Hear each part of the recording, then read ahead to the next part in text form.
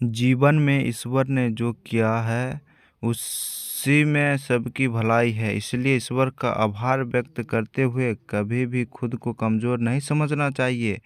कौवा को काले रंग की वजह से अलग लगता कि वह रंगों से वंचित है। जीवन में उसी सब अपने आसपास के चीज़ों देखकर प्रभावित होते हैं। कभी कभी बाहरी चीज़ों का प्रभाव पर इतना ज़्यादा हो जाता है कि लोग हीन भावना से ग्रसित होकर खुद को कम आंकने लगते हैं।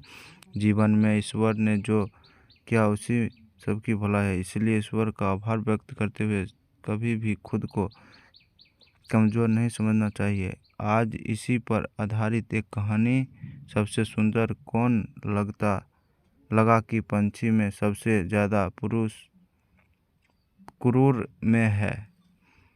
उससे लगा कि ना तो आवाज़ अच्छी है, ना ही सोचने की वजह से उसके अंदर हीन भावना से ग्रसित होकर दुखी भी रहने लगा। एक दिन हो, मैं तो बिल्कुल काला हूँ, मेरा इस दुनिया में जीना बेकार है। बगुला ने कौवे से कहा, दोस्तों मैं कहाँ सुंदर हूँ।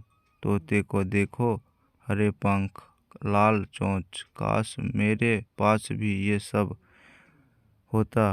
बगुलों की बात सुनकर कौवे को सुंदरता को जानने की इच्छा हुई।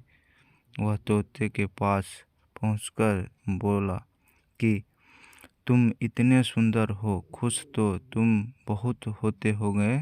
जवाब में तोते ने कहा कि मैं खुश तो था, लेकिन मोर को देखकर दुखी हो गया, क्योंकि वह मुझसे ज़्यादा सुंदर मोर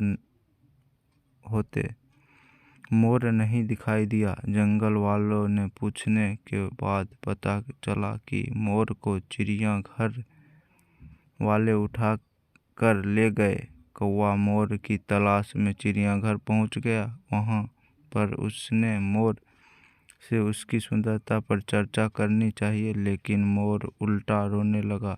उसने कौवे से कहा कि ईश्वर का धन्यवाद करो जो तुम सुंदर नहीं हो, वरना पिंजरे में होते। कहानी की शिकार कौवे को अपनी गलती का एहसास हुआ। उसे समझ आया कि ईश्वर की बनाई चीज़ पर सवाल नहीं करनी चाहिए।